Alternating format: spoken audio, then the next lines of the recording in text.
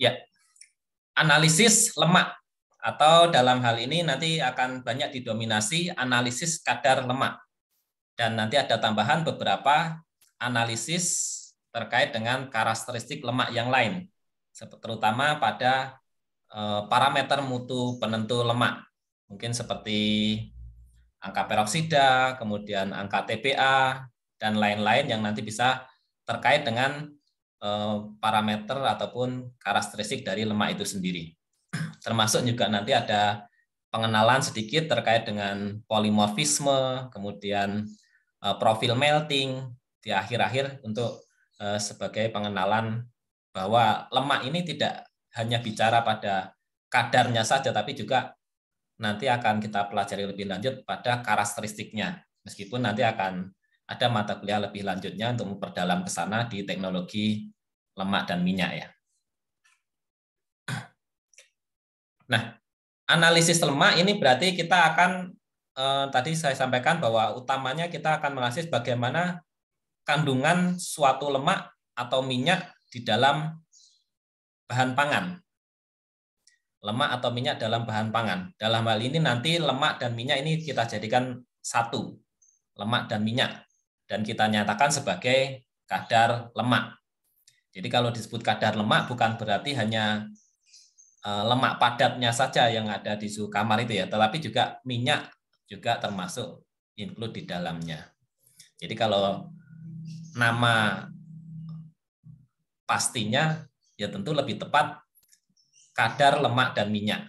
Gitu. Tapi karena sudah umum di masyarakat, yaitu adalah kadar lemak. Sama halnya seperti kadar air kemarin ya. Kalau kadar air kan disebut kadar air. Meskipun sebenarnya kalimat tepatnya adalah kadar air dan senyawa volatil, karena senyawa volatil juga ikut teranalisis di sana. Nah, kita kenalan sedikit, mengulas sekilas bahwa lipid itu seperti apa, atau lemak itu seperti apa. Lemak ini adalah bagian dari lipida atau lipid. Jadi bagian dari lipida itu kita sebut lemak ataupun minyak. Nah, lipid sendiri ini kita definisikan terdahulu di kimia pangan. Lipid merupakan kelompok senyawa yang larut dalam pelarut organik seperti ether, kloroform, heksan, tetapi tidak larut dalam air ya. Nah, ini ada beberapa contoh jenis lipida. Ada minyak, ada lemak. Nah, lemak dan minyak inilah nanti yang akan kita analisis seberapa kandungannya, karena kandungan lemak di dalam bahan pangan ini sangat menentukan nilai jual dari suatu produk yang mengandung lemak ataupun minyak tersebut. Lemak atau minyak ini dalam sisi kesehatan mungkin sebagian banyak sering dihindari ya, karena dapat menyebabkan obesitas. Tapi di sisi lain, dari karakteristik mutu produknya, lemak ini sangat menentukan, sehingga justru kalau banyak lemaknya, sering harganya lebih mahal. Contoh misalnya susu sapi. Susu sapi itu dari petani dijual ke penampung atau koperasi misalnya. Kemudian dari koperasi dijual ke pabrik.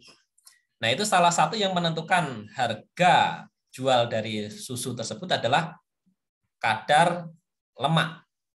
Selain juga kadar proteinnya. Karena ketika kadar lemaknya tinggi, nah ini biasanya susu tersebut rasanya lebih gurih, lebih enak, dan lebih disukai oleh masyarakat ataupun konsumen. Nah, lemak ataupun minyak tersebut merupakan bagian dari lipida. Nah, kenapa kita kenalkan ini? Karena dari sifat kelarutan inilah nanti kita akan pelajari bagaimana cara memisahkannya. Kalau sudah bisa dipisahkan, maka tinggal menghitung atau menentukan berapa jumlahnya, misalnya dengan cara ditimbang. Jadi secara umum analisis-analisis itu didasarkan pada proses pemisahan atau isolasi. Karena ketika suatu komponen bahan itu bisa diisolasi atau bisa dipisahkan, maka selanjutnya ya tinggal menimbang beratnya, dan kita ketahui berapa banyak senyawa tersebut, termasuk lemak ataupun minyak ini. Nah, ini lipid sederhana yang hanya mengulas sekilas. Lipid sederhana ini kandungan utamanya adalah lemak dan minyak tadi yang kita bahas, yaitu merupakan ester asam lemak dengan gliserol atau ester antara gliserol dengan 3 asam lemak yang kita sebut kemudian menjadi triasil gliserol. Kalau asam lemaknya tidak 3, misalnya hanya 2 atau hanya 1, maka nanti namanya bukan lemak atau minyak. Kalau hanya 2 berarti nanti diasil gliserol. Kalau hanya 1 berarti nanti namanya monoasil gliserol. Nah, itu bukan lemak atau bukan minyak. Itu adalah produk turunan dari lemak dan minyak yang bisa diperoleh melalui proses hidrolisis parsial atau mungkin juga bisa menggunakan proses gliserolisis. Kemudian yang populer dari lemak sederhana adalah wax atau lilin, yaitu ester dari asam lemak dengan alkohol rantai panjang. Jadi alkoholnya ini alkohol rantai panjang, bukan gliserol. Nah, itu untuk lilin, sehingga sifatnya juga sangat nonpolar untuk lilin tersebut. Contohnya ada miristil palmitat, asetil palmitat, dan seterusnya. Kemudian ada lemak yang berikatan dengan senyawa lain, berikatan dengan gugus lain, yang kita sebut sebagai kompon lipid, yaitu senyawa yang mengandung gugus tambahan pada ester asam lemak dengan alkohol. Misalnya adalah fosfolipid, karena pada salah satu asam lemaknya itu mengandung gugus fosfat. Contohnya misalnya adalah fosfatidilkolin. Jadi rumus strukturnya mirip dengan lemak seperti triasilgliserol, tetapi salah satu asam lemaknya ini punya gugus fosfat atau fosfatidil. Kemudian ada juga lecitin. Nah, itu juga. Nah, komponen-komponen ini bukan merupakan lemak. Jadi berbeda dengan lemak ya. Kalau lemak atau minyak itu kan tadi triasilgliserol. Kalau fosfolipid ini bukan lemak. Sehingga nanti ketika kita akan menentukan suatu kadar lemak atau minyak, dan ternyata di dalam bahan tersebut banyak mengandung fosfolipid ataupun kompon lipid yang lain ini, seperti cerebrosida, kemudian sphingolipid. Nah, maka komponen-komponen ini perlu dipisahkan terlebih dahulu. Gitu. Karena kalau tidak kita pisahkan, maka nanti yang terukur pada kadar lemak tersebut menjadi kurang akurat. Karena baik lemak maupun fosfolipid ini nanti akan ikut terisolasi, akan ikut ditimbang. Sehingga nanti harus kita pisahkan terlebih dahulu. Termasuk kolesterol. Nah, kolesterol itu juga bagian dari lipoprotein. Itu juga perlu dipisahkan terlebih dahulu ketika mau analisis kadar lemak jika suatu bahan tersebut banyak mengandung kolesterol. Nah, ini termasuk juga ini yang berikutnya ada turunan lipid yang merupakan produk hasil modifikasi ataupun hasil penguraian dari suatu lipida. Misalnya ada asam lemak, alkohol rantai panjang, sterol, vitamin larut lemak, hidrokarbon, dan sebagainya. Ini sebagai produk turunan lipid. Nah, dari karakteristik lipid tersebut, maka dasar analisis untuk penentuan kadar lemak ataupun minyak adalah pada ketidaklarutan lipid dalam air. Karakteristik dasar tadi ya, bahwa lipid atau lemak ataupun minyak tadi tidak larut dalam air. Sehingga ketidaklarutan ini menjadi dasar untuk memisahkan lemak dari komponen-komponen yang lain, yaitu komponen protein, air, karbohidrat yang ada di dalam suatu bahan pangan. Dalam bahan pangan, sebagian lipid membentuk kompleks dengan protein ataupun karbohidrat. Jadi seperti kompon lipid tadi ya, senyawaan lipid. Ada lipoprotein, lipopolisakarida. Maka ikatan dengan protein atau karbohidrat harus diputuskan terlebih dahulu. Nah ini, atau dipisahkan terlebih dahulu komponen-komponen non-lipidnya ini. Sehingga bisa kita peroleh lipid murni. Nah, contohnya adalah ini, misalnya pada kuning telur,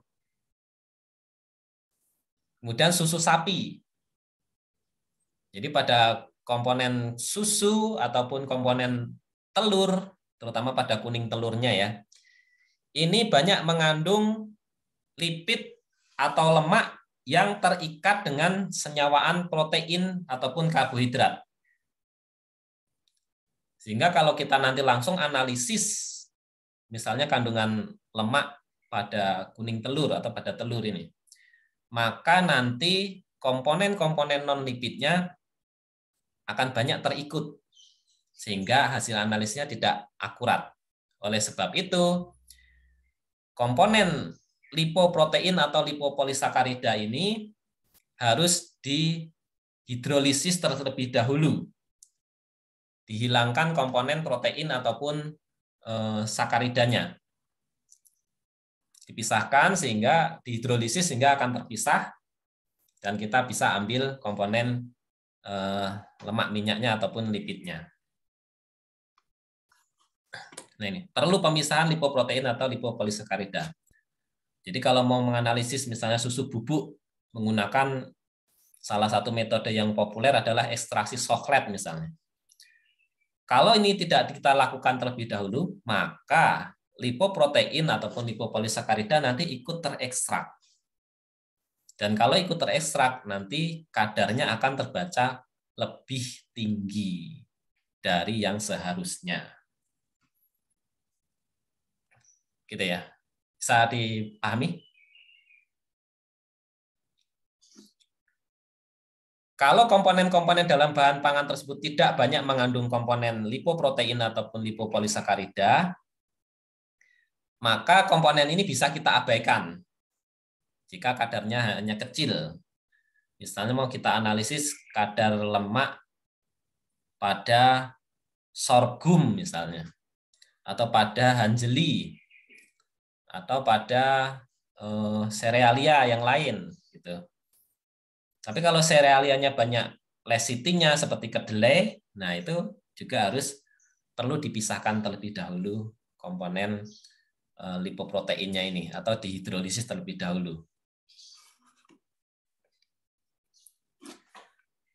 Nah, pada analisis lemak ini memiliki beberapa tujuan. Analisis lemak memiliki beberapa tujuan. Yang pertama adalah untuk penentuan kuantitatif, untuk menghitung kandungan atau kadar lemak atau minyak di dalam suatu bahan secara kuantitatif, yaitu penentuan kadar lemak atau minyak yang terdapat dalam bahan makanan atau bahan pertanian. Yang nanti akan kita banyak bahas yaitu adalah analisis Soklet. Kemudian yang lain ada Babcock, ada Mojoner, ada Goldfish, dan lain-lain.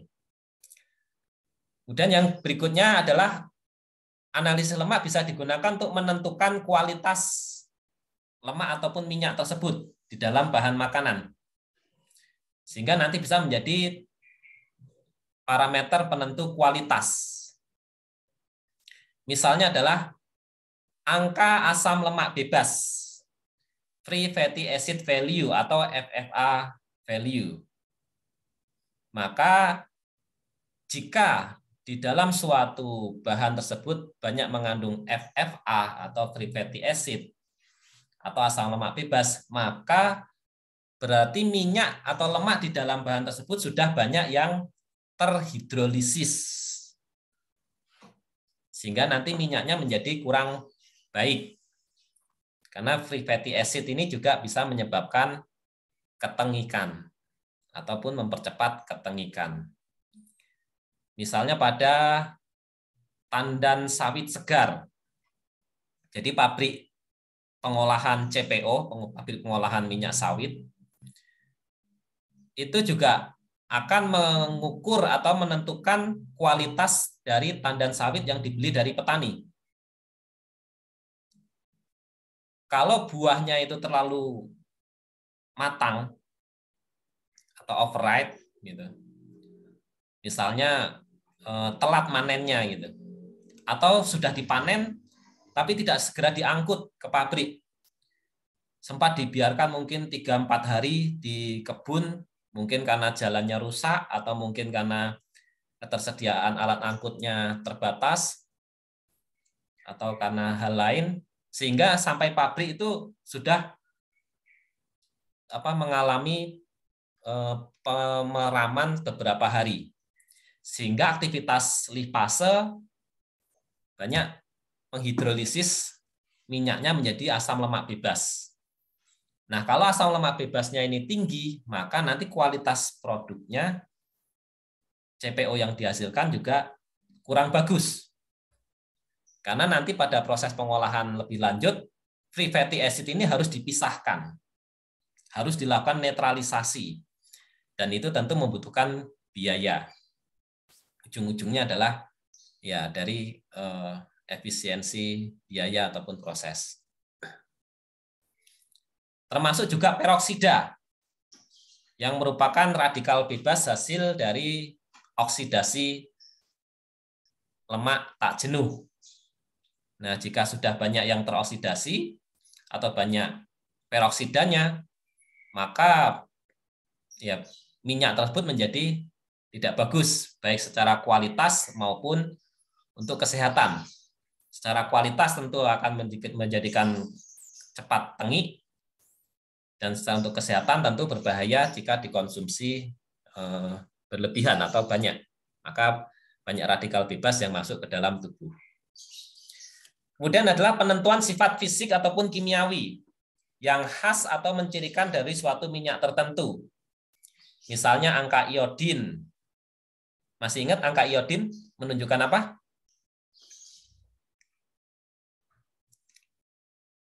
Apa? Ayo.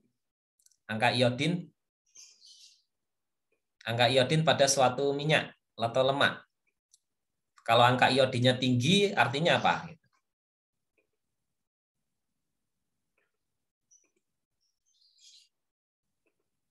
Kualitas minyaknya semakin bagus.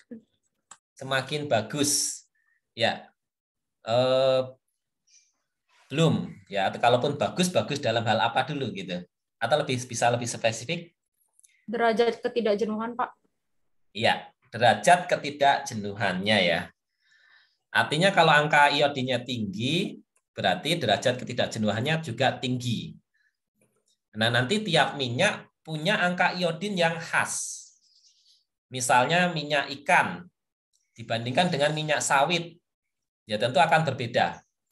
Atau minyak ikan, apakah ini minyak ikannya betul dari perairan dalam atau hanya minyak ikan biasa? Minyak ikan biasa yang mungkin EPA DHA-nya sedikit gitu. Itu bisa ketahuan dari angka iodinnya. Sehingga nanti setiap jenis minyak memiliki standar angka iodin.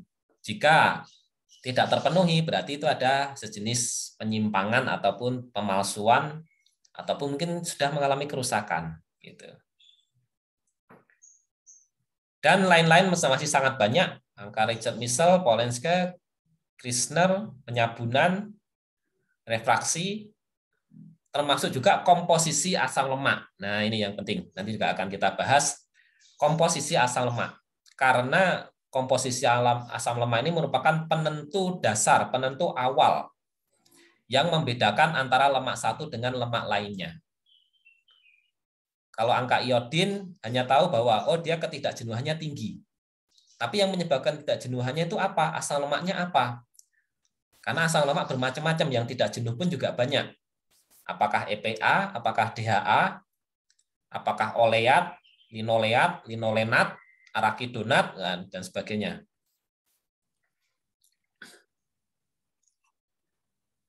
Nah, berikutnya kita bahas satu persatu mulai dari analisis total lemak atau yang sering kita sebut sebagai analisis kadar lemak. lemak larut dalam pelarut organik seperti ether, heksan, benzen, toluen. Nah, pelarut-pelarut organik atau pelarut-pelarut yang sifatnya non-polar. Pemilihan pelarut sangat penting untuk mengekstraksi lemak dari bahan pangan. Oleh sebab itu, pada saat nanti mengisolasi atau mengekstraksi lemak dalam suatu bahan pangan, maka penentuan jenis pelarut ini sangat penting. Carilah pelarut yang sangat non-polar. Makin non-polar, maka dia akan mengekstraksi minyak dengan sangat baik. Yang terkenal atau sering populer digunakan yaitu adalah ether dan heksan. Dua pelarut ini sangat tinggi ketidakpolarannya dan sangat baik dalam mengekstraksi lemak ataupun minyak. Ether dan heksan, tetapi ether ini harganya lebih mahal, sehingga beberapa lebih menyukai heksan yang lebih murah.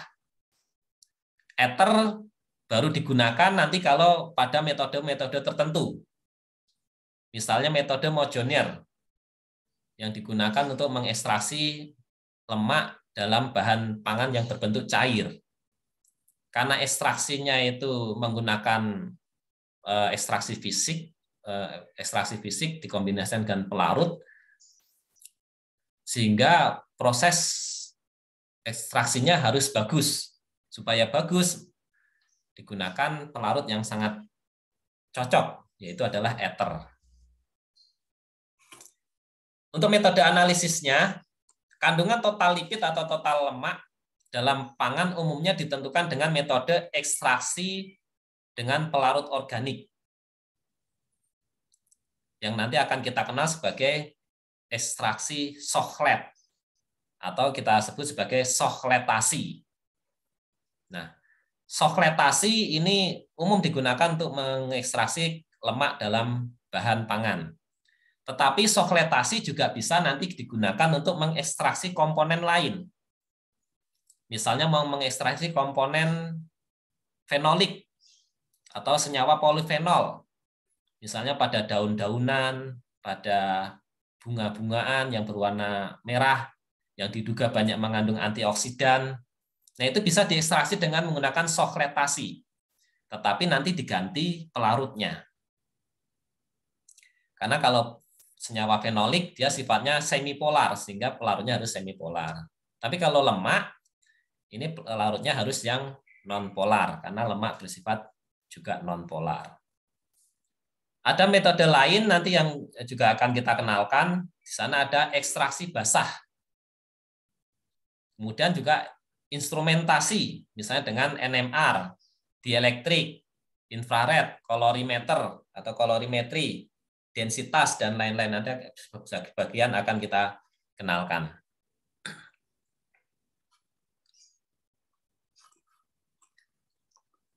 Nah, kita masuk untuk yang metode ekstraksi pelarut, atau yang nanti kita kenal tadi adalah sochlet atau sochletasi.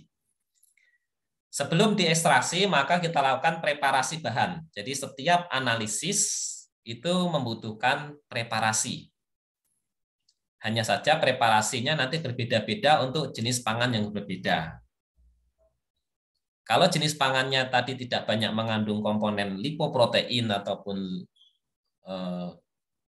komponen pengikat lain seperti lipopolisakarida juga, maka preparasinya akan lebih mudah.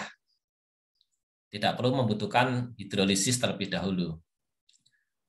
Kemudian bahannya apakah bentuknya sudah serbuk atau tepung, atau masih berupa bongkahan atau produk yang padat, yang ukuran granulanya besar.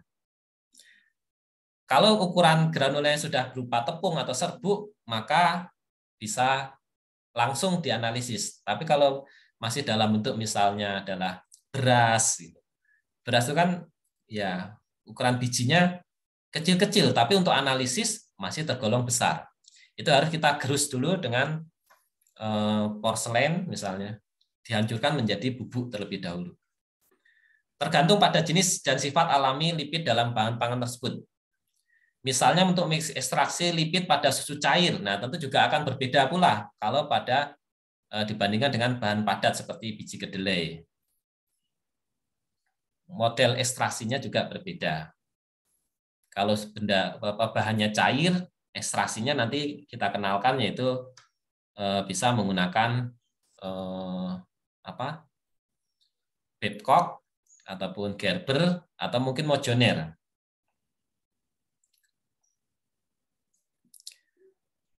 Pemilihan pelarut ini saya kira masih umum ya. Yang penting utamanya adalah tadi sifatnya sangat non-polar.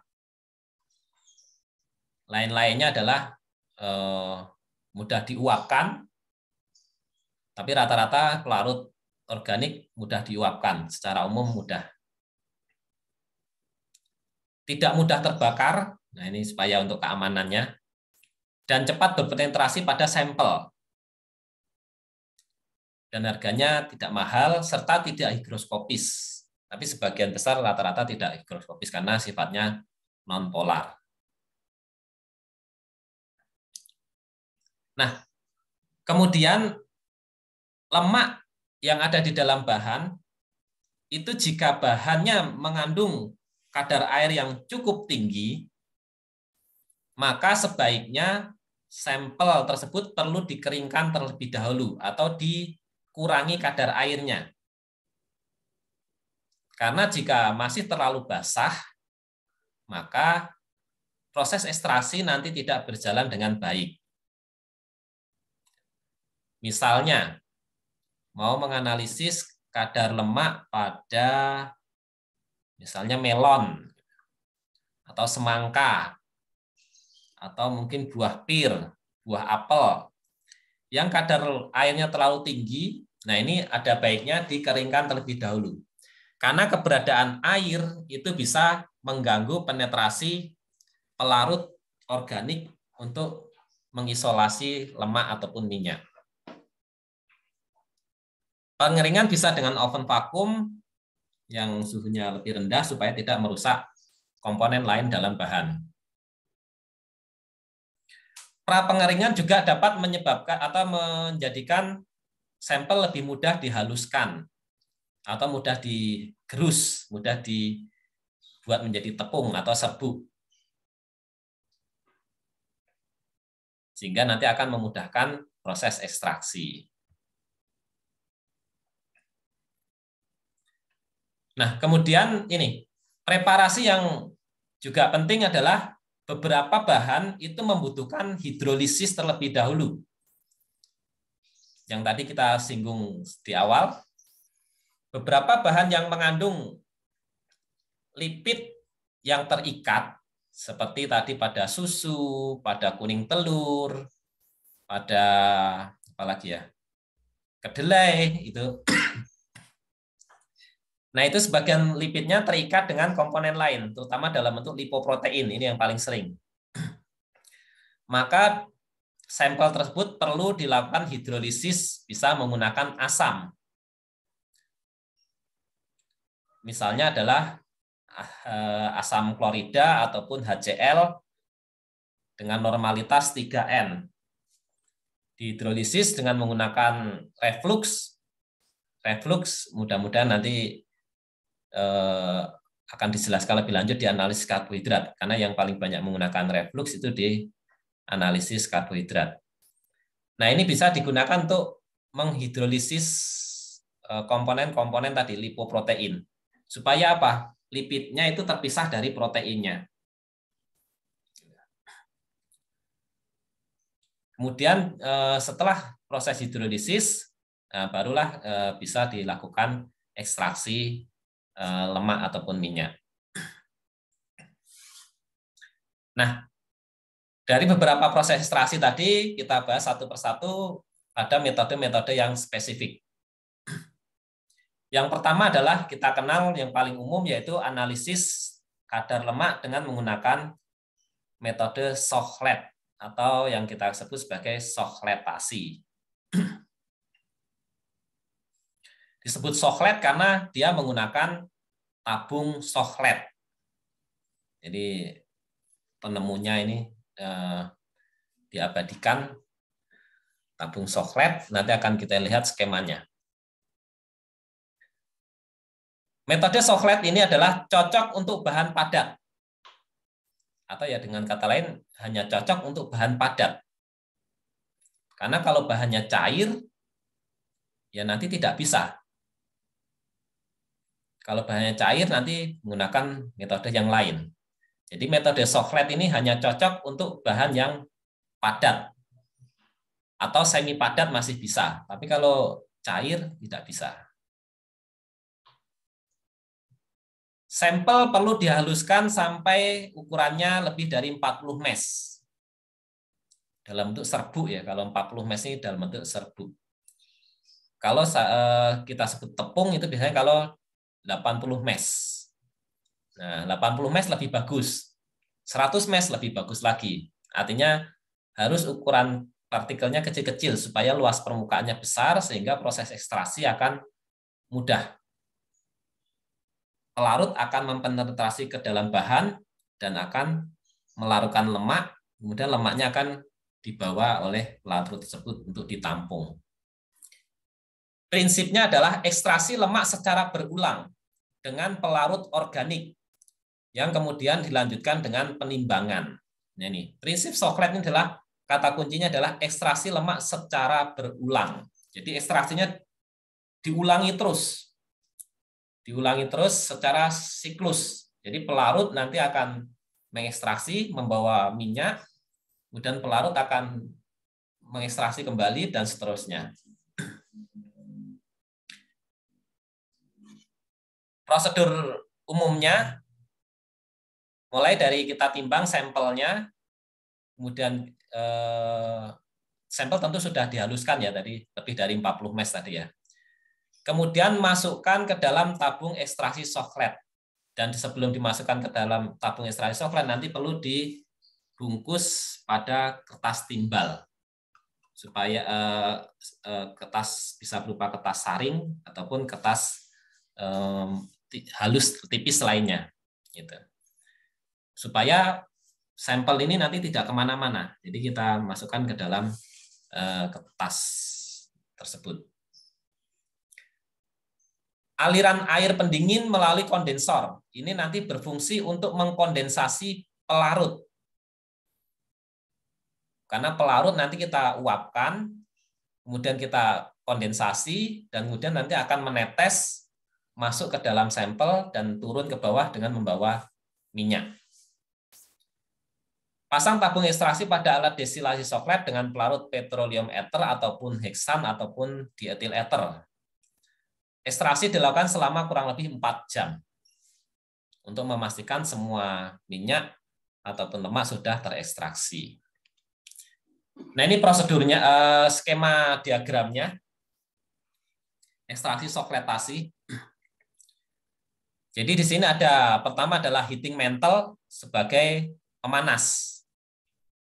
Kemudian ini ada labu lemak yang berfungsi untuk menampung lemak hasil ekstraksi. Kita sebut sebagai labu lemak. Berfungsi untuk menampung lemak hasil ekstraksi. Kemudian ini yang kita sebut sebagai tabung Sochlet. Tabung Sochlet ini di sini berupa tabung yang di dalamnya ini bisa diisi sampel. Kemudian di sini ada pipa. Pipa seperti jaket gitu ya, seperti jaket. Ini berfungsi untuk apa? Ini untuk mengalirkan uap dari pelarut. Dan yang di atas ini adalah kondensor untuk mengkondensasi uap pelarut tadi supaya menjadi cair dan kemudian turun ke bawah, menetes dan mengekstraksi lemak yang ada di dalam bahan. Dan ini adalah air pendingin yang nanti dialirkan untuk mendinginkan kondensor. Gitu ya. Jadi air dingin hanya untuk mendinginkan kondensor. Nah, mekanismenya atau prosesnya itu adalah, pertama di sini, di dalam labu ini kita isi pelarut. Di dalam labu lemak ini kita isi pelarut. Pelarut organik, yaitu misalnya heksan atau ether. Sedangkan sampel misalnya tepung beras misalnya, itu kita wadahi dengan kertas saring kemudian dimasukkan di dalam labu coklat ini. Kemudian ini dinyalakan, pemanas akan memanaskan pelarut, pelarut maka akan menguap. Pelarut di sini akan mendidih dan menguap. Menguap akan melewati bagian luar dari coklat ini, naik ke atas, masuk ke kondensasi. Nah, di sini dilakukan kondensasi, sehingga uap pelarut tadi akan menetes turun ke bawah mengenai sampel ini. Mengenai sampel dan turun lagi dengan membawa lemak yang ada di dalam sampel. Turun ke bawah, sehingga pelarut akan kembali ke labu lemak ini dengan membawa lemak. Nah, pelarut yang sudah membawa lemak ini kemudian kena panas lagi akan menguap lagi. Kondensasi lagi, netes, dan turun lagi. Maka di sini nanti lama-lama lemaknya akan makin banyak. Karena ini dilakukan secara terus-menerus selama 4 jam. Pas pada saat proses penguapan, ini yang menguap hanya pelarutnya. Lemaknya akan tetap tertinggal di sini. Karena lemak tidak mudah menguap ya. Lemak itu tidak mudah menguap. Yang menguap hanya pelarutnya. Berbeda kalau minyak asiri ya. Kalau minyak asiri itu tidak bisa pakai ini. Kalau pakai ini yang ada ya nanti minyak asirinya ikut menguap, ikut turun lagi gitu ya. Tidak bisa. Kalau minyak asiri itu kondensannya nanti ditampung pada wadah terpisah. Tapi kalau ini lemak, karena lemaknya tidak mudah menguap, maka ditampung pada labu di bawahnya ini yang dipanaskan berulang, tidak masalah. Nah, setelah 4 jam, maka lemak di dalam labu lemak ini makin banyak bersama pelarutnya. Kemudian kita ambil, kemudian lemaknya kita uapkan. Maaf, bukan lemaknya ya. Pelarutnya kita uapkan. Pelarutnya kita uapkan sehingga yang tertinggal di dalam labu hanya lemaknya saja. Proses penguapannya sebaiknya tidak di dalam labu sini. Ini dari sini nanti kita tuang dulu. Biasanya kita tuang ke dalam cawan porselin. Kita tuang ke dalam cawan porselin. Kemudian kita diamkan di lemari asam.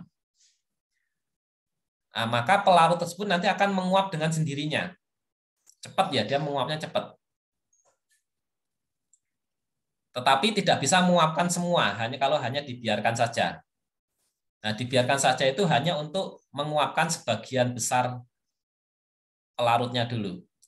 Nah, barulah setelah didiamkan dalam lemari asam, sekiranya nanti pelarutnya sudah berkurang banyak, barulah nanti kita uapkan lebih lanjut di dalam oven. Sehingga semua pelarut akan menguap, sehingga yang tersisa tinggal lemaknya saja. Kemudian ditimbang. Berapa banyak lemak yang diperoleh? Nah, kita hitung sebagai kadar lemak. Ini ya. Petroleum ether diuapkan, bisa menggunakan tadi lemari asam, atau kalau pengen lebih cepat ini pakai penangas air, water bath. Jadi cawannya kita letakkan di atas water bath supaya penguapan lebih cepat. Nah, baru kemudian dilanjutkan dengan pengeringan oven sampai berat konstan. Nah, ini patokannya sampai berat konstan. Berarti apa? Mirip dengan analisis kadar air kemarin. Harus sampai berat konstan. Dilakukan beberapa kali penimbangan sampai akhirnya beratnya tidak berubah. Nah, penentuan kadar lemak ini nanti juga bisa kita nyatakan dalam bentuk wet basis ataupun dry basis. Bisa wet basis, bisa dry basis. Masih ingat ya penggunaannya? Kapan menggunakan dry basis ataupun wet basis? Kalau suatu proses penelitian di mana prosesnya tersebut misalnya akan berpengaruh pada kadar airnya atau kandungan air, maka kita perlu menyatakan dalam bentuk dry basis. Misalnya mau mempelajari pengaruh pemanasan terhadap kadar lemak. pada suatu alpukat misalnya. Alpukat mau dikeringkan dengan beberapa suhu pengeringan dan beberapa waktu pengeringan. Kemudian kita lihat pengaruhnya pada kadar lemak. Maka kita menghitung kadar lemaknya itu harus dalam bentuk dry basis. Karena kalau dalam bentuk wet basis ya sudah bisa dipastikan pasti kadar lemaknya akan meningkat terus seiring dengan pengeringan tersebut. Karena nanti airnya menguap, nanti pembagi berat sampelnya makin kecil. Tapi kalau dalam bentuk dry basis, nah belum tentu, bisa jadi tidak berpengaruh. Gitu. Artinya nanti kesimpulannya bisa berbeda. Kalau pakai wet basis nanti kesimpulannya hampir dipastikan pengeringan berpengaruh terhadap kadar lemak. Gitu. Dan nanti bisa menyebabkan salah persepsi, seolah-olah lemaknya makin banyak. Padahal lemaknya mungkin bisa jadi tetap, hanya airnya yang berkurang sehingga berat sampelnya menjadi makin kecil, sehingga terukur lebih besar. Nah, tapi kalau berdasarkan dry basis, maka itu tidak akan tertipu, gitu ya. Karena hanya didasarkan pada berat kering dari sampel. Baik, sampai sini. Barangkali ada pertanyaan.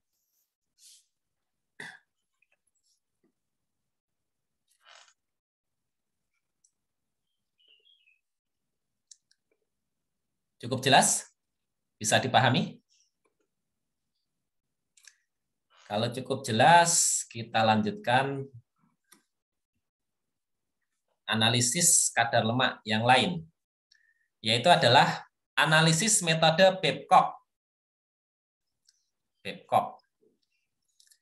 Kalau tadi soklet tadi khusus bahan padat, karena apa? Tadi kan sampel harus dimasukkan ke dalam selongsong tabung soklet. Kalau bentuknya cair, bisa kebayang kan tadi? Ya pasti akan ini. Kalau bentuknya cair ditaruh sini, ya pasti dia akan langsung turun ke bawah. Maka tidak bisa dianalisis. Misalnya susu cair, susu segar. Nah, dimasukkan di sini ya pasti dia akan turun semuanya ke bawah. Bersama airnya juga gitu. Sehingga tidak bisa digunakan untuk analisis bahan cair. Nah, kalau yang Babcock ini justru cocok untuk bahan yang liquid atau semi solid. Yang liquid misalnya susu, santan. Yang semi solid bisa mayones, margarin, butter atau mentega. Analisis metode Babcock ini didasarkan pada pengukuran volume lemak yang diperoleh, di mana untuk memperoleh lemak yang terukur ini adalah menggunakan asam sulfat pekat, yang mana asam sulfat pekat tersebut dapat memisahkan lemak dengan komponen-komponen lainnya, yang kemudian dilanjutkan dengan proses sentrifugasi untuk mempercepat proses pemisahan. Ya, jadi ini menggunakan asam sulfat pekat untuk menghidrolisis komponen-komponen lain, untuk mendestruksi atau menghancurkan komponen-komponen lain, supaya apa? Lemak yang terjebak di dalam matriks bahan pangan itu bisa keluar. Nah, setelah keluar, barulah nanti kita kontraskan antara lemak dengan komponen lain itu dengan proses sentrifugasi. Nah ini, asam sulfat akan menghancurkan protein. Kemudian akan menghasilkan panas, karena asam sulfat ini oksidator kuat ya. Dan akan membebaskan lemak. Kemudian sentrifugasi dan penambahan air panas ini akan mengkontraskan dari lemak yang sudah diperoleh untuk bisa terpisah dari komponen selain lemaknya. Jadi sebelum sentrifugasi ini ditambahkan air dulu, air panas. Supaya apa? Lemak itu mencair dan kemudian bisa terpisah dari komponen yang hidrofilik. Dan kemudian baru dilakukan sentrifugasi. Nah, volume yang terukur setelah proses sentrifugasi itu adalah kita hitung sebagai kadar lemak. Jadi ini menggunakan volumetri. Oleh sebab itu nanti tabung Babcock-nya dia akan dilengkapi dengan skala volume. Sehingga nanti akan langsung ketahuan berapa volume lemak yang diperoleh. Lemak diukur secara volumetris, tetapi hasil dinyatakan sebagai persen lemak per berat contoh. Jadi nanti dalam bentuk mililiter per gram sampel. Kalau mau dijadikan gram per gram sampel, ya boleh saja, tetapi nanti harus dikalikan dengan berat jenisnya. Prosedur umumnya adalah kita timbang sekitar 18 gram sampel, baiknya pada suhu dingin. Kemudian tambahkan 17,5 ml asam sulfat pekat. Asam sulfat pekat. Kocok dengan mesin pengocok mekanis sampai terbentuk warna merata. Lalu masukkan ke dalam alat sentrifugasi Babcock selama 5-10 menit. Tambahkan air panas suhu 60 derajat ke dasar tabung Babcock sampai leher tabung. Ya. Jadi proses sentrifugasi, penambahan air panas ini bisa sebelum sentrifugasi ataupun sesudah sentrifugasi. Tapi intinya air panas ini adalah untuk mengkontraskan, memisahkan antara lemak dan komponen non-lemak. Nah, ini gambaran sekilas dari tabung Babcock. Tabung Babcock bentuknya seperti ini, punya leher panjang, yang mana leher panjangnya ini memiliki skala volume. Kemudian di sini ada labunya. Nah, sampel itu dimasukkan ke sini bersama asam sulfat pekat tadi, kemudian digojok sehingga komponen-komponen non-lemak itu akan hancur, dan minyak akan keluar dari matriks komponen bahan pangan tadi. Kemudian dilakukan sentrifugasi. Nah, ini alat sentrifuge ya. Dimasukkan ke dalam sentrifugasi pada kecepatan sekitar 3.500 rpm. Maka nanti lemak karena berat jenisnya ringan akan berada di atas. Sedangkan komponen non-lemak akan ada di bawah.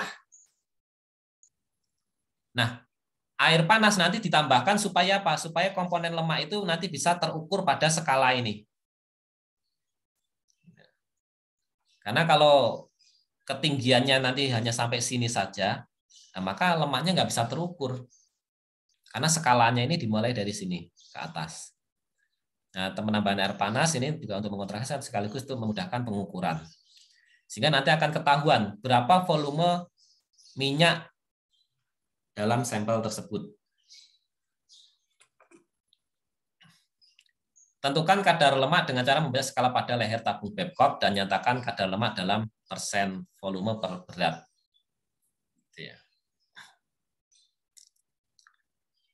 Oke, bisa dipahami Babcock? Ini cocok untuk bahan cair, misalnya susu kedelai, sari kedelai, atau mungkin susu sapi, santan, gitu ya. Kalau bahannya padat nanti nggak bisa dimasukkan ke sini ya. Sulit. Cukup jelas? Pak, izin bertanya, Pak. Ya, Itu nanti alat bilang ya. Silakan. Alat sentrifugasinya itu nanti muter gitu, Pak? Ya, betul. Nah, sentrifugasi ini merupakan alat yang memanfaatkan gaya sentripetal dan gaya sentrifugal. Sentripetal itu yang arahnya keluar, sentrifugal yang arahnya ke pusat rotasi. Nah, sehingga ketika alat sentrifugus ini diputar dengan kecepatan 3.500 rpm, 3.500 rpm berarti radius per menit ya, atau 3.500 putaran per menit. Ya, sangat cepat ya. Nah, maka nanti bahan yang berat jenisnya besar itu akan terlempar keluar, akan ada di dasar tabung. Karena kan nanti ini posisinya miring ya. Nanti posisinya labu ini di dalam sentrifuge itu miring. Miring, bukan tegak lurus. Kalau tegak lurus ya nanti tidak bisa dipisahkan, miring. Supaya apa? Nanti yang berat jenisnya besar itu akan terkena gaya sentripetal, akan ada di sisi luar sana atau di dasar tabung. Sedangkan yang berat jenisnya ringan itu akan ada di bagian ujung leher nih. Nah, lemak itu berat jenisnya ringan, lebih kecil daripada air. Lebih kecil daripada asam sulfat. Lebih kecil dari komponen-komponen yang ada di dalam pangan, atau ya lemak itu komponen yang berat jenisnya paling kecil lah gitu ya. Nanti akan ada di leher tabung atau ada di bagian atas. Sehingga nanti bisa diukur berapa volume minyak yang diperoleh. Gitu ya. Cukup jelas? Baik, Pak. Terima kasih. Ada lagi?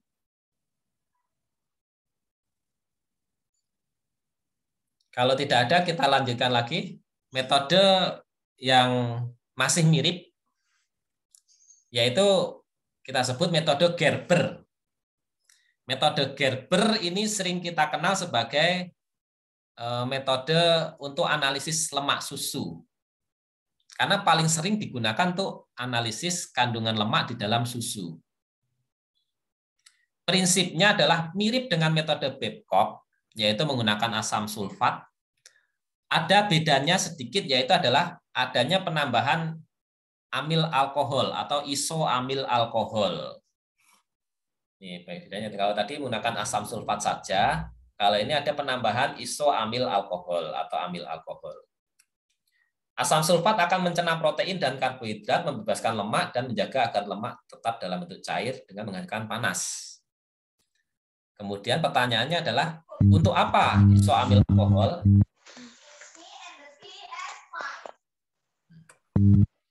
Ada yang bocor ya suaranya. Oke. Pertanyaannya adalah, kalau asam sulfat ini untuk menghasilkan panas, untuk mencerna, untuk menghancurkan komponen-komponen protein dan karbohidrat, nah, isoamil alkohol fungsinya untuk apa? Untuk apa kira-kira?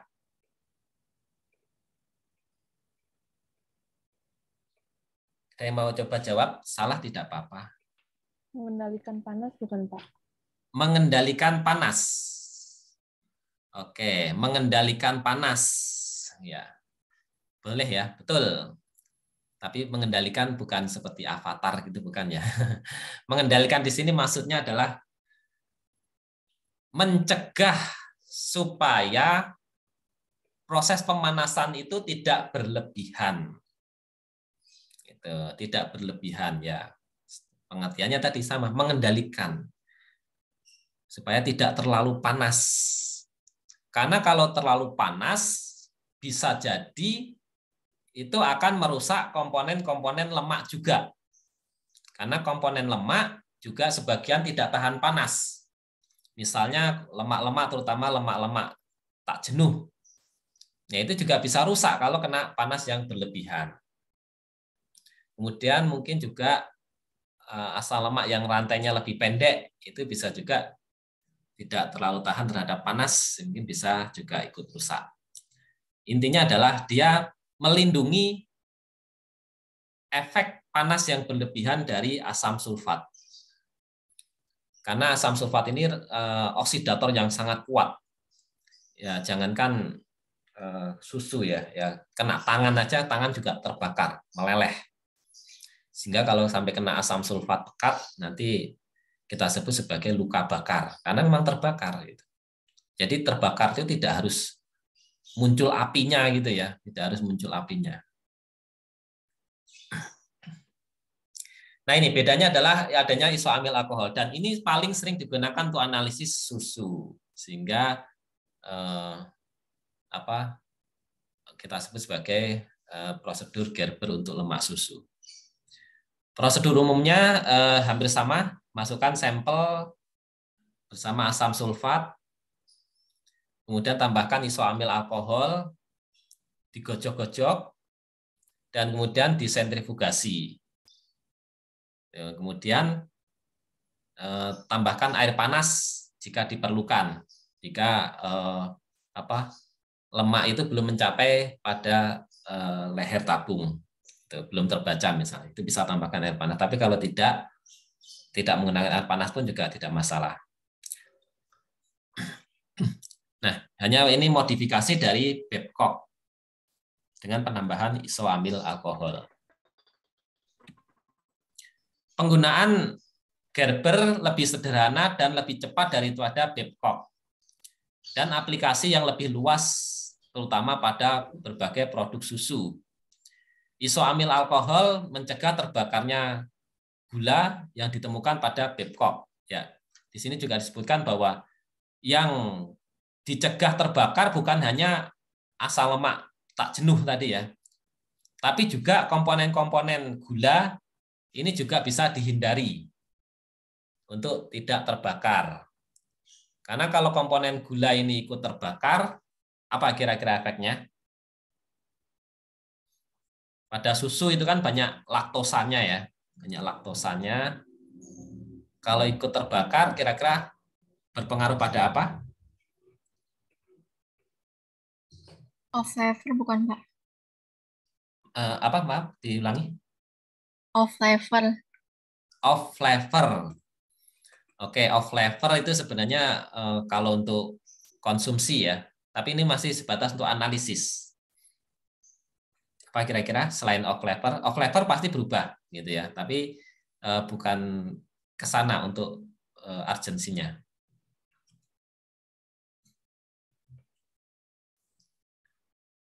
Apa kira-kira? Proteinnya, Pak. Gula yang terbakar. Jadi karamel, Pak. Jadi karamel. Oke, bisa. Salah satunya adalah gula bisa menjadi karamel atau mengalami karamelisasi. Atau lebih dari itu. Karamelisasi itu kalau hanya pemanasan yang cukup tinggi. Tapi kalau sampai terbakar, nah itu bisa selain karamelisasi juga munculnya berbagai senyawa turunannya. Senyawa turunan dari pembakaran tersebut menghasilkan komponen-komponen hidrokarbon yang nanti bisa ikut mempengaruhi pada penentuan kadar lemaknya itu sendiri. Gitu. Komponen hidrokarbon tersebut yang terbakar, yang pertama adalah nanti warnanya akan menjadi hitam dan nanti bisa terikut bersama lemak. Tuh. Kalau hanya menjadi hitam saja barangkali mungkin masih nggak apa-apa lah ya, karena kan nggak untuk dimakan, nggak untuk sekedar dilihat gitu, masih bisa kelihatan. Tapi kalau ikut bersama lemak, nah nanti maka juga ikut mempengaruhi penentuan akurasi dari kadar lemak itu sendiri, gitu. Karena komponen hasil pembakaran gula menjadi beberapa komponen karbon, yaitu sebagian juga akan terlarut bersama lemak. Baik, berikutnya. Sekarang masuk pada metode instrumental. Metode instrumental atau beberapa menggunakan peralatan instrumen. Instrumen yang ya instrumen itu peralatan analisis yang lebih canggih lah ya, yang menggunakan beberapa metode pembacaan secara elektrik ataupun secara digital. Yang pertama adalah metode dielektrik. Dielektrik ya, ini menggunakan aliran listrik. Konstanta dielektrik pangan akan berubah seiring dengan perubahan kandungan lemak atau perbedaan kandungan lemak. Gitu. Lemak itu mudah dialiri listrik atau tidak? Lemak merupakan isolator untuk arus listrik atau konduktor untuk isolator untuk arus listrik. Ada yang tahu? Lemak Kalau air kan bisa ya dialiri listrik ya, berarti dia masih konduktor. Kalau lemak, apakah juga sama? Isolator bukan, Pak? Isolator. Oke, artinya lemak ini tidak bisa dialiri listrik. Nah, oleh sebab itu karena lemak tidak bisa dialiri listrik, maka besarnya listrik yang bisa mengalir pada sampel yang mengandung lemak ini bisa dijadikan sebagai metode pengukuran. Makin besar arus listrik yang bisa dihantarkan ketika melewati produk tersebut, berarti kandungan lemaknya makin besar atau makin kecil? Kalau listriknya yang dialirkan makin besar, misalnya dari galvanometernya. Makin kecil, Pak. Makin kecil, oke ya. Makin kecil, karena makin kecil lemak berarti listrik makin mudah dialirkan. Makin banyak lemak, listrik makin sulit dialirkan. Contohnya ini misalnya, aliran listrik pada daging kurus, daging kurus yang lemaknya sedikit ya, ini 20 kali lebih besar dibandingkan dengan daging berlemak. Gitu. Artinya kalau kurus, dagingnya nggak ada lemaknya sedikit, itu arusnya bisa dihantarkan dalam nilai yang besar. Dan sebaliknya. Nah, kemudian dari sana kita lakukan konversi ataupun kita lakukan standarisasi berdasarkan ya tadi aliran listrik yang nanti distandarkan dengan kandungan lemak. Jadi kita buat dulu kurva standarnya dulu. Misalnya kalau lemaknya sekian, alirannya sekian. Lemaknya kita naikkan jadi sekian, naikkan jadi sekian. Nah, nanti akan kita peroleh kurva standar. Nah, kemudian kita peroleh persamaan kurva standar tersebut, kemudian kita uji sampelnya. Berapa arus yang muncul? Nah, itu kita masukkan dalam persamaan kurva standar tadi. Sehingga kita perolehlah kalau arusnya sekian, lemaknya sekian. Kalau arusnya kecil, berarti lemaknya lebih besar. Gitu. Bisa dipahami ya? Biasanya menggunakan galvanometer untuk melihat berapa arus listrik yang bisa dihantarkan ketika melewati sampel. Berikutnya ada metode kolorimetri. Kolorimetri sesuai dari namanya color ataupun warna. Kandungan lemak susu ditentukan dengan mengukur warna yang muncul oleh reaksi antara lemak susu dan asam hidroksamat. Jadi warna akan terbentuk ketika lemak susu, bukannya lemak susu saja ya sebenarnya.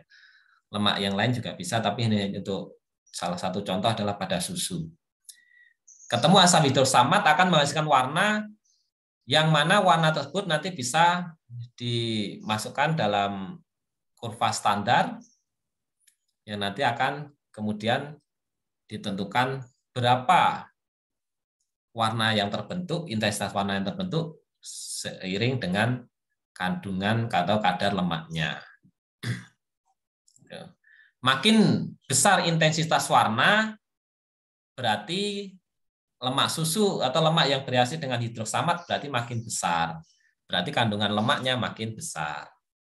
Nah, untuk membuat kurva standarnya di sini disebutkan ditentukan dengan metode Mojoner. Metode Mojoner. Oh ini sepertinya tidak dibahas di sini ya. Saya ceritakan sekilas saja terkait metode Mojoner. Metode Mojoner itu menggunakan tabung yang kita sebut sebagai tabung Mojoner yang bentuknya itu nanti seperti tapal kuda.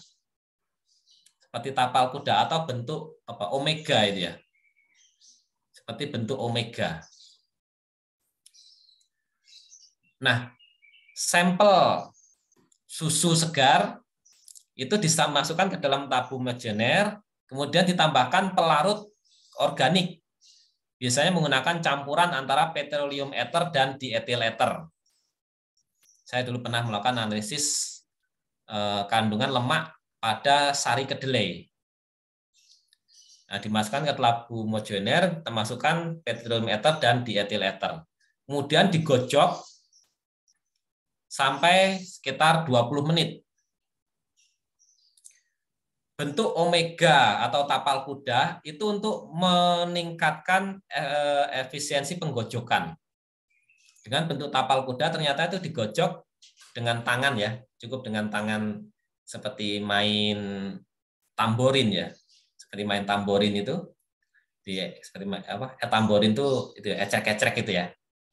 Alat musik yang digoyangkan. Ya seperti itu aja. Jadi seperti kita main tamborin selama 20 menit. Gitu.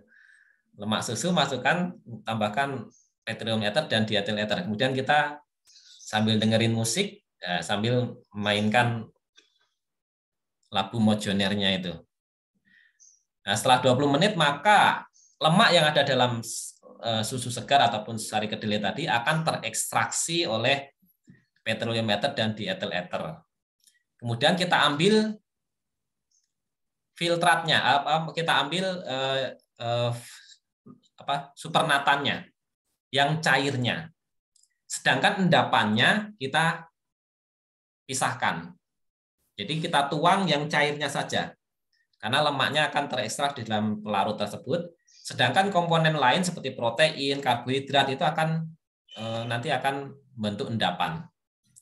Nah, kita ambil yang cairnya saja, kemudian pelarutnya kita uapkan dan kita timbang. Ya, itu metode mojoner. Nah, ini buat kurva standar antara kandungan lemak dengan intensitas warna. Kurva antara intensitas warna dengan kandungan lemak. Intensitas warna bisa diketahui dengan absorbansi. Nah, sehingga nanti alatnya bisa saya menggunakan spektrofotometer visible dengan cahaya tampak.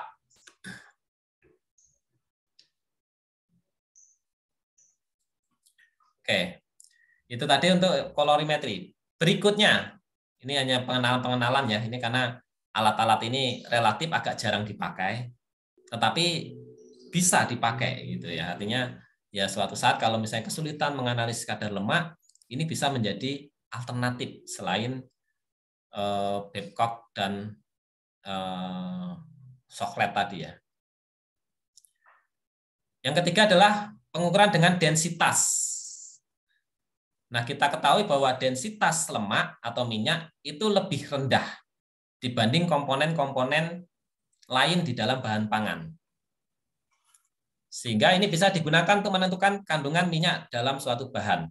Misalnya ini, densitas dan kandungan minyak biji-bijian, misalnya kedelai atau serealia yang lain ya, telah ditemukan memiliki korelasi 0,96, artinya 96% berkorelasi antara kandungan minyak dengan berat jenisnya. Makin tinggi berat jenis, berarti kandungan minyaknya makin rendah. Dan sebaliknya.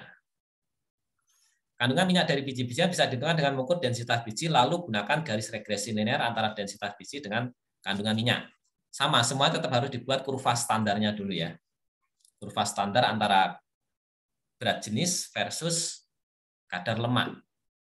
Nah, sehingga nanti kalau kita lihat suatu sampel berat jenisnya sekian, maka kandungan lemaknya adalah sekian. Gitu.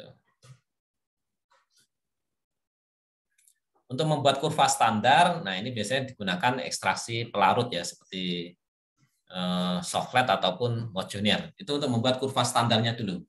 Tapi satu kurva standar nanti bisa digunakan untuk berkali-kali.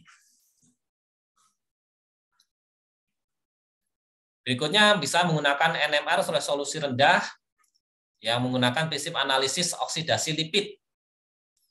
Jadi lipidnya dioksidasi terlebih dahulu. Nanti semakin banyak lipid yang teroksidasi berarti di sana makin banyak pula kandungan lemaknya.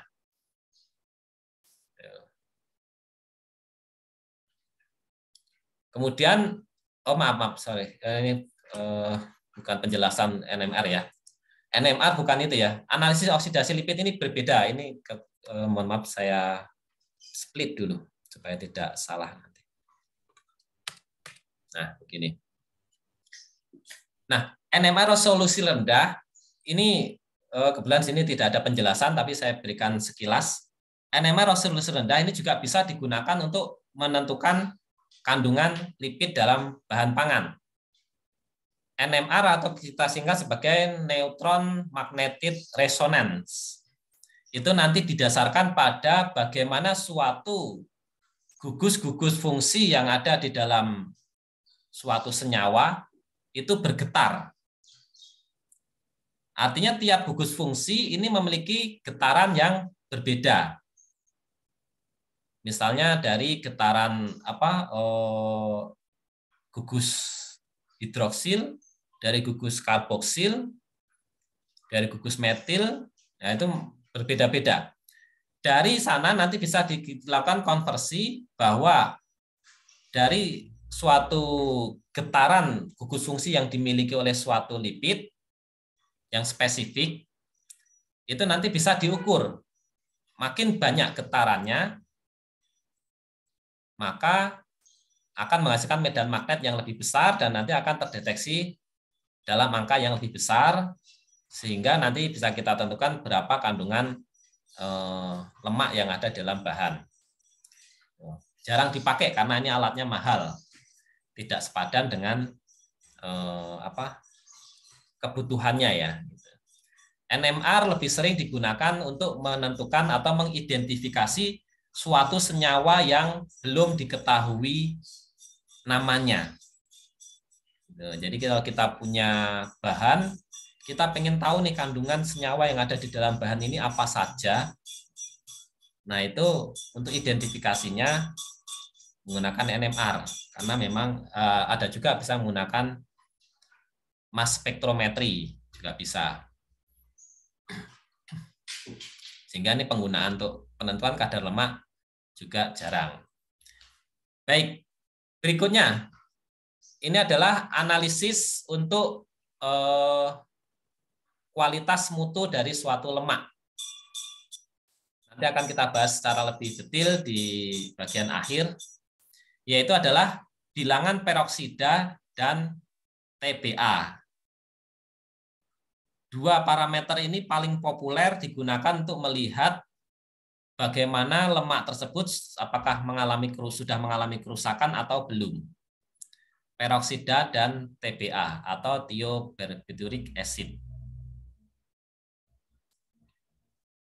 Bedanya apa kira-kira?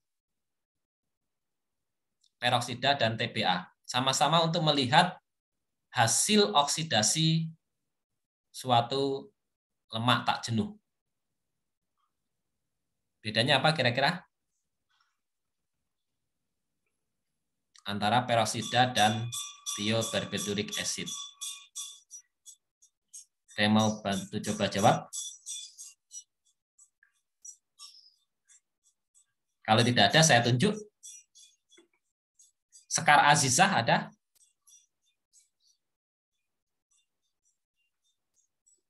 Sekar Azizah? Halo?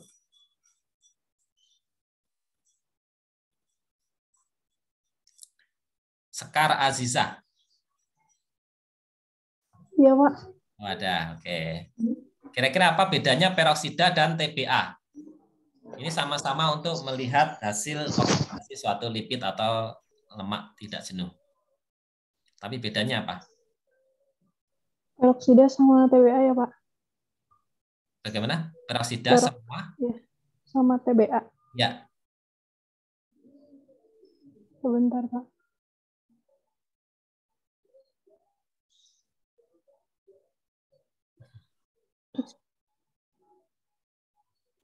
Dari yang terpampang di slide ini juga sebenarnya bisa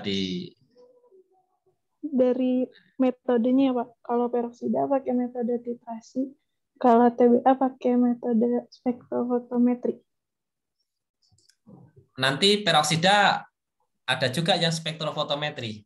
Bisa titrasi, bisa spektrofotometri.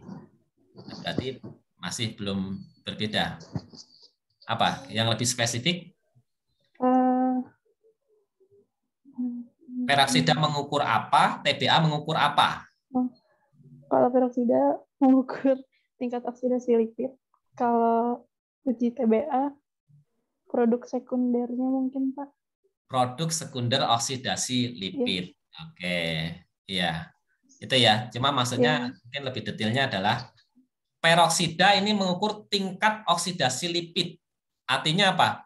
Seberapa banyak lipid yang sudah teroksidasi menghasilkan radikal peroksida. Gitu. Seberapa banyak lipid yang sudah teroksidasi menghasilkan radikal peroksida. Makin banyak radikal peroksida, berarti makin tinggi angka peroksida, atau di sana berarti lipid sudah banyak mengalami oksidasi. Nah, ternyata oksidasi itu tidak berhenti sampai sana. Oksidasi lipid itu bertahap. Setelah menghasilkan radikal, itu ada proses lanjutannya. Karena apa? Ternyata kalau hanya menghasilkan radikal bebas, itu ternyata lemak belum tengi. Belum tengi. Radikal itu tidak tengi. Radikal bebas itu tidak tengi. Radikal peroksida itu tidak tengi. Jadi bisa jadi nanti suatu lemak, angka peroksidanya tinggi, tapi tidak tengi. Itu bisa terjadi. Dan malah sebaliknya. Ada yang peroksidanya kecil, tapi malah lebih tengi. Itu bisa terjadi. Karena apa? Ternyata radikal bebas, radikal peroksida itu tidak tengi. Baru akan menjadi tengi kalau hasil oksidasi tadi akan membentuk produk sekunder. Produk sekunder yang kita sebut sebagai malonaldehid. Ini atau senyawa-senyawa aldehid. Senyawa-senyawa aldehid inilah yang nanti bersifat volatil dan menyebabkan ketengikan. Gitu. Jadi radikal peroksidanya tadi nanti akan terurai lebih lanjut menjadi malonaldehid. Sehingga kalau peroksidanya menjadi malonaldehid, maka peroksidanya nanti berkurang. Jadi malah bisa jadi tadi peroksidanya kecil, tapi malonaldehidnya tinggi sehingga tengi. Berarti itu adalah oksidasi sudah berlanjut sampai pembentukan secondary product. Nah, sehingga kalau ingin menguji ketengikan itu bukan pakai angka peroksida, tapi adalah pakai uji TBA. Tapi kalau untuk mengukur tingkat oksidasi itu pakai peroksida. Gitu ya. Nah, kalau radikal peroksida itu bahayanya lebih ke untuk kesehatan.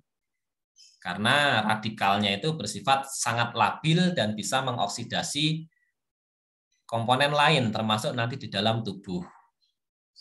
Tapi kalau TBA ini efeknya adalah pada organoleptik atau dari flavor yang dihasilkan, yaitu off flavor tadi. Menjadi tengi. Pengujiannya seperti apa nanti bisa dilihat di bagian akhir. Nah, sekarang kita masuk dulu untuk penentuan komposisi asam lemak.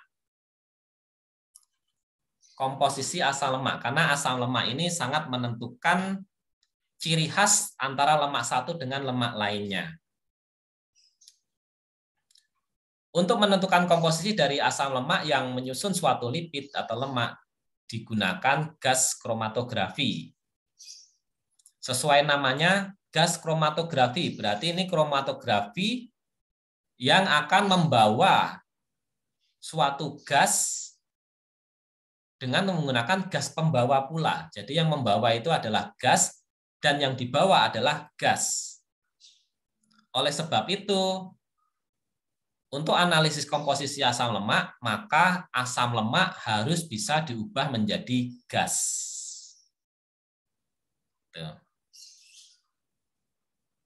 Nah, untuk bisa menjadi gas, maka asam lemak perlu diubah. Dengan cara apa? Yaitu adalah dengan cara menambahkan gugus metil atau dalam hal ini sering kita sebut sebagai proses pembuatan metil ester. Jadi asam lemak itu diubah menjadi metil ester. Dengan menjadi metil ester, maka titik didihnya akan turun secara drastis. Yang awalnya mungkin asam lemak itu titik didihnya ada sekitar mungkin 500-an derajat. Dengan diubah menjadi metil ester, ini titik didihnya turun menjadi sekitar 200 derajat. Untuk membuatnya bisa digunakan ini proses saponifikasi dengan menambahkan NaOH. Jadi lemak trigliserida direaksikan dengan NaOH, maka akan menjadi sabun. CH3COO-Na menjadi sabun. Kemudian di dalamnya ditambahkan pula metanol. Sehingga sabun nanti akan bereaksi lebih lanjut dengan metanol menjadi apa? Metil ester yang kita sebut sebagai fatty acid metil ester atau FAM. Fatty acid metil ester. Selain NaOH metanol, juga bisa menggunakan reagen lain yang lebih simpel. Yang sering saya gunakan dulu adalah ini, BF3 metanol kompleks. Jadi reagen yang sudah spesifik, BF3 metanol kompleks ini akan bereaksi dengan lemak membentuk metil ester. Nah, pembentukan metil ester ini akan menurunkan titik didih dari asam lemak. Kemudian diinjeksikan atau dimasukkan ke dalam instrumen GC, dan kolom kromatografi yang digunakan itu biasanya adalah dari kelompok CP-Sil-CB, silika. Biasanya itu kolomnya. Nanti terkait dengan kromatografi akan dijelaskan lebih lanjut di instrumentasi oleh Pak Yana ya. Di sini baru pengenalan saja. Ini kolomnya adalah CP-Sil yang sering digunakan. Kemudian untuk mengetahui kandungannya berapa, kita bandingkan dengan senyawa standar yang sudah diketahui konsentrasinya. Nah, ini salah satu contoh kromatogram hasil analisis komposisi asam lemak pada minyak ikan dan lemak susu. Yang atas ini adalah minyak ikan, yang bawah ini lemak susu. Dulu saya pernah penelitian mereaksikan antara minyak ikan dengan lemak susu ini dengan reaksi transesterifikasi. Sehingga nanti diharapkan diperolehlah lipid terstruktur yang kaya dengan EPA-DHA yang menjadi ciri khas minyak ikan, tetapi karakteristiknya nanti mirip dengan lemak susu. Sehingga nanti bisa diaplikasikan pada pembuatan mentega atau butter. Butter tapi nanti kaya EPA-DHA, begitu maksudnya. Karena EPA-DHA itu asam lemak politak jenuh yang sangat baik untuk kesehatan.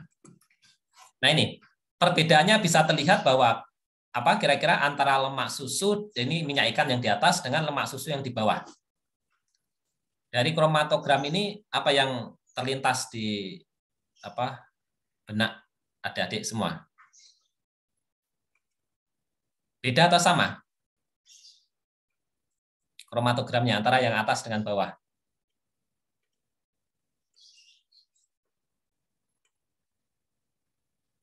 Beda ya, pasti ya. Bedanya apa? Temukan 5 perbedaan pada kedua gambar. 1. Siapa yang mau jawab? Regina Amilda ada?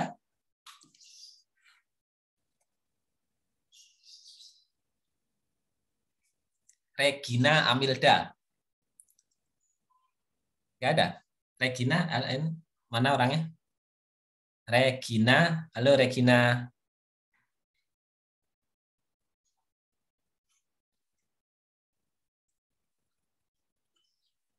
Ada Regina? Karena off cam ya, jadi saya panggil untuk memastikan standby di depan layar.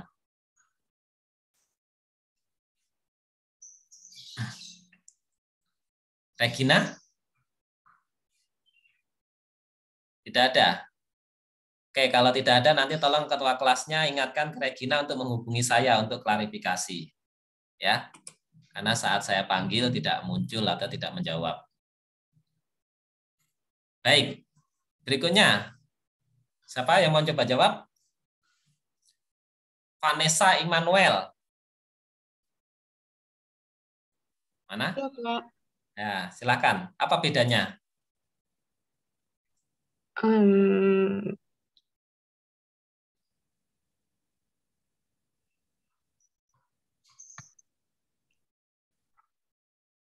Bentar, Pak. Dari gambar ini puncak-puncak kromatogram.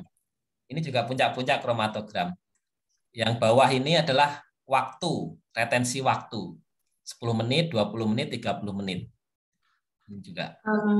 Ini kali ya, Pak. Puncaknya yang atas sama bawah ada yang beda gitu. Bedanya apa? Puncaknya. Iya, puncaknya maksudnya gimana? Lebih panjang, lebih pendek, atau lebih cepat muncul, atau lebih lambat muncul? Yang atas, tadi tuh yang bawahnya itu waktu kan ya, Pak? Bener nggak? Iya, sumbu X-nya itu adalah retensi waktu. Mungkin yang atas puncaknya lebih banyak kali, Pak, dan yang bawah lebih satu kali aja gitu. Maaf, Pak, kalau salah. Oke, puncaknya yang atas lebih banyak.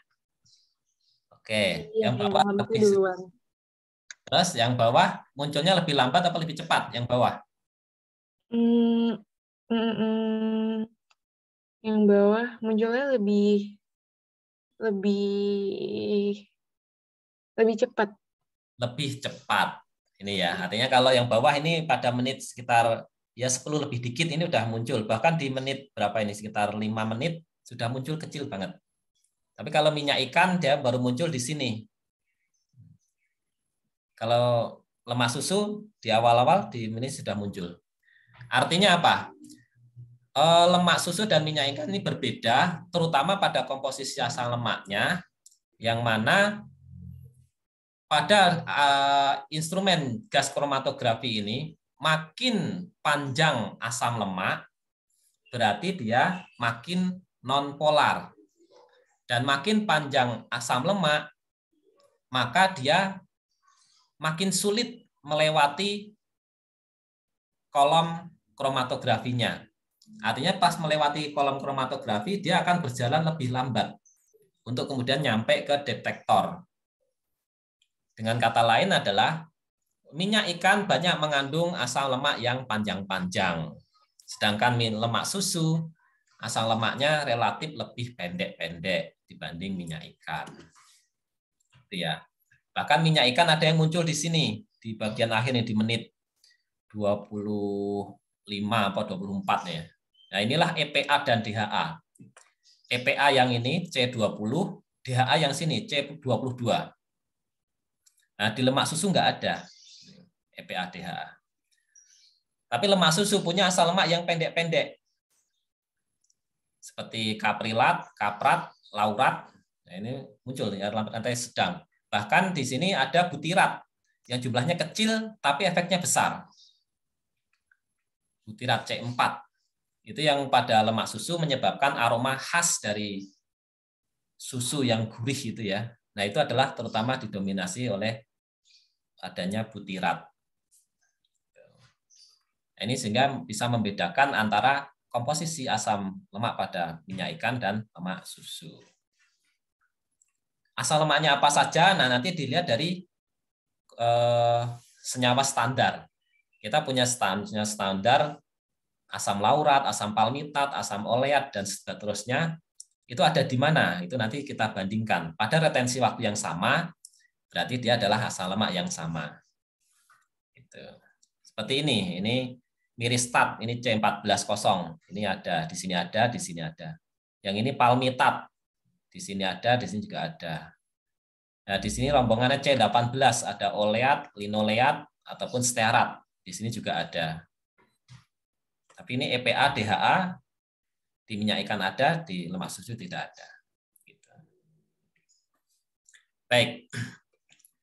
Itu tadi komposisi asam lemak. Dan kemudian yang berikutnya yang juga tidak kalah penting adalah penentuan profil gliserida. Profil gliserida. Jadi kalau kita punya minyak atau lemak, itu ternyata tidak mungkin 100% trigliserida. Hampir tidak mungkin. Karena biasanya dalam suatu lemak atau minyak nanti akan mengandung gliserida parsial yang kita sebut sebagai monogliserida dan digliserida. Atau ada juga yang menyebut monoasil gliserol dan diasil gliserol. Kalau trinya berarti triasil gliserol. Itu sama ya. Monogliserida dengan monoasil gliserol itu sama. Nah, ini untuk menentukan seberapa murni kandungan trigliserida, kita gunakan analisis profil gliserida. Itu melihat kemurnian kandungan lemak yang berupa triasil gliserol atau trigliserida. Tapi bukan berarti mono dan diasil gliserol ini buruk ya, bukan berarti buruk. Dia memang menyebabkan tidak murni, tapi ternyata dari sisi kesehatan itu justru mono dan digliserida ini jauh lebih menyehatkan daripada trigliserida. Nanti bisa dipelajari lebih lanjut terkait dengan manfaat dari mono dan diasil gliserol itu. Jauh lebih baik dibanding triasil gliserol. Tapi kalau kandungan mono dan digliserida di dalam suatu minyak itu terlalu tinggi, bisa jadi nanti menyebabkan penurunan stabilitas. Penurunan stabilitas atau lebih mudah rusak lah mudahnya gitu. Mono dan diasil gliserol ini relatif lebih mudah rusak. Tetapi dari sisi nutrisional, dia jauh lebih menguntungkan. Monogliserida dan gliserida ini biasanya terbentuk ada di dalam campuran minyak akibat hidrolisis parsial.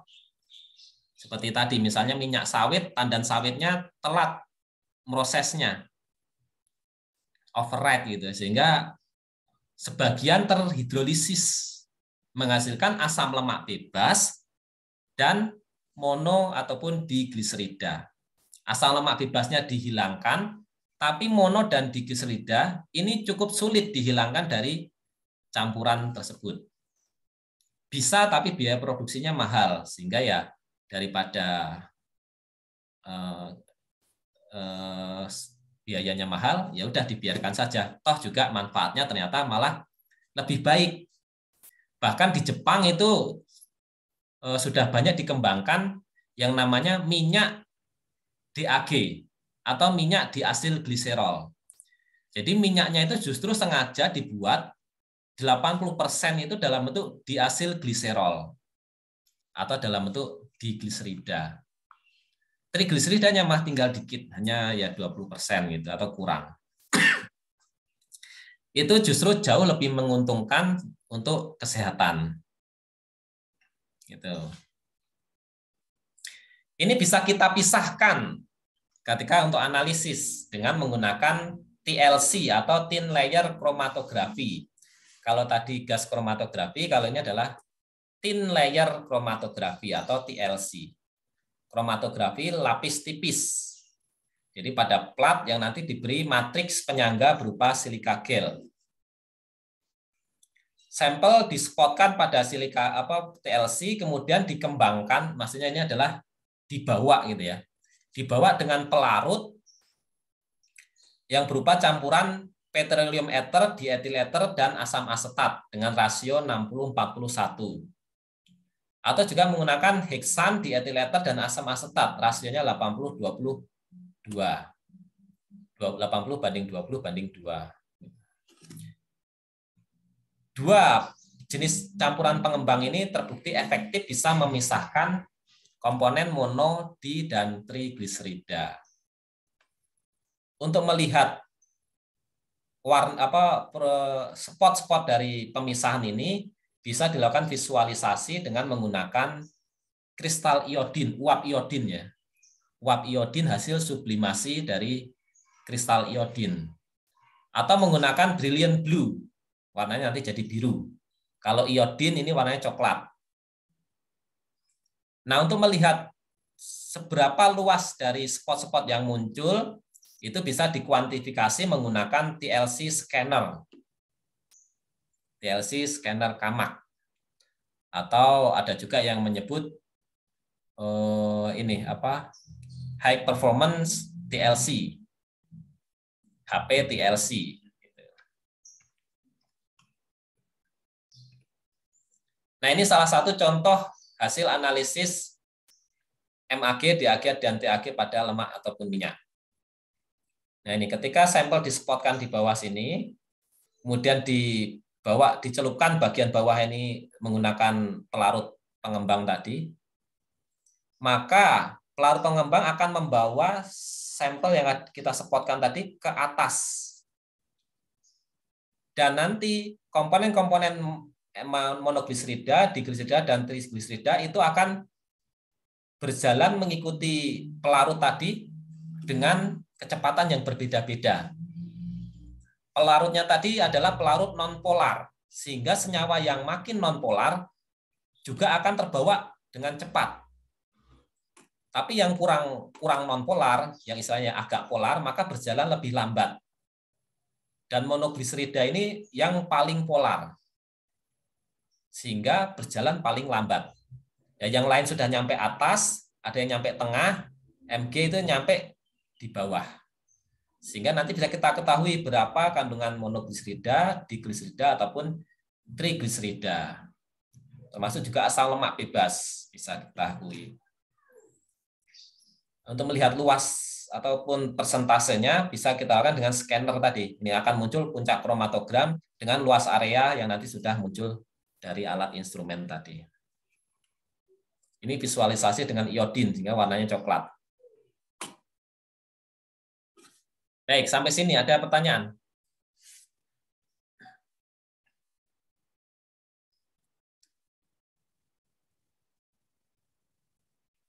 Cukup jelas?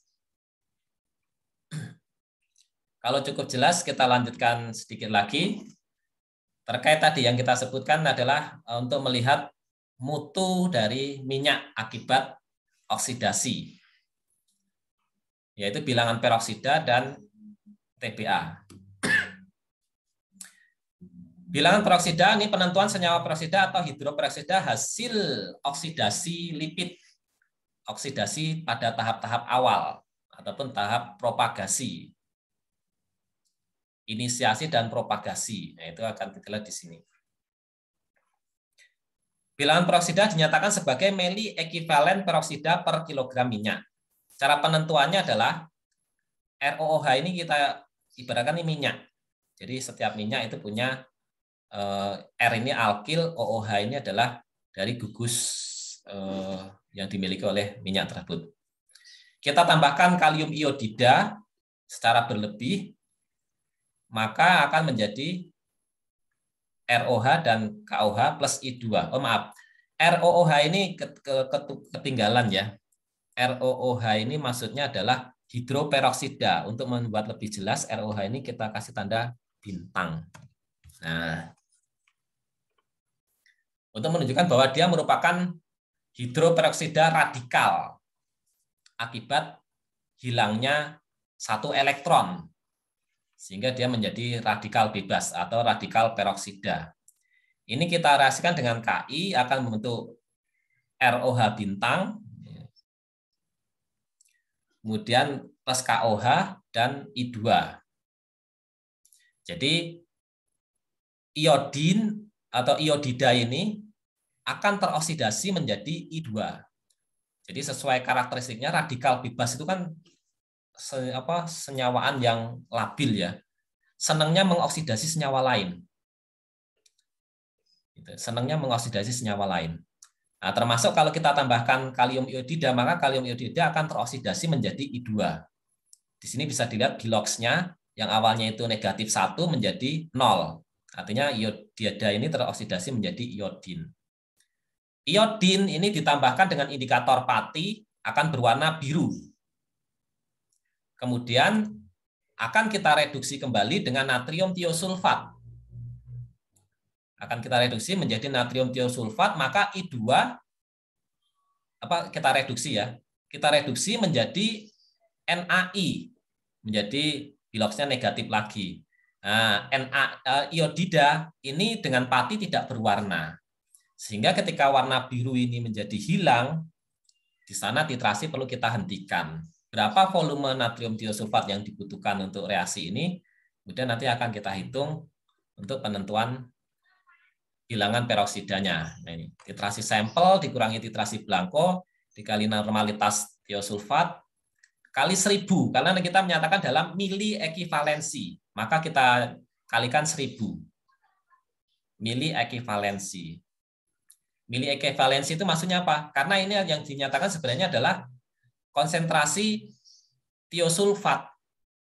Tapi tiosulfat kita setarakan dengan radikal peroksidanya, sehingga kita nyebutnya adalah mili ekivalensi peroksil radikal. Dibagi dengan berat sampel dalam bentuk gram. Sudah akan diperolehlah angka peroksida tersebut. Aplikasi produksi oksidasi lipid. Nilai yang rendah menunjukkan tahap awal oksidasi atau masih sedikit yang teroksidasi. Sedangkan kalau angkanya tinggi berarti sudah banyak yang teroksidasi menjadi radikal peroksida ataupun radikal hidroperoksida. Oke, sampai sini bisa dipahami?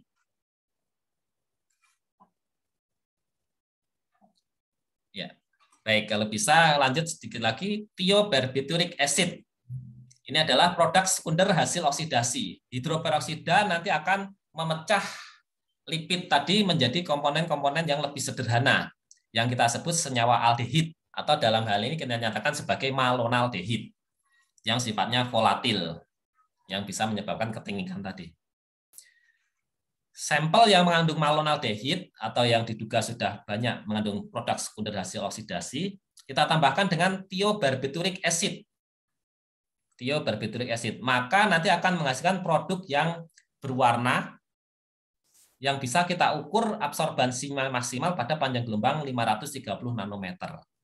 Makin pekat warna yang terbentuk atau makin tinggi intensitas warna atau makin tinggi absorbansinya, berarti sampel sudah banyak mengandung malonaldehid. Berarti sudah makin tengi, nah, gitu ya. Angka TBA ditunjukkan dengan mengkonversi absorbansi menjadi miligram malonaldehid per kilogram sampel. Dalam bentuk miligram ya, karena memang konsentrasinya pasti kecil. Kecil, tapi karena ini senyawa flavor, maka ya dia akan menimbulkan bau tengi.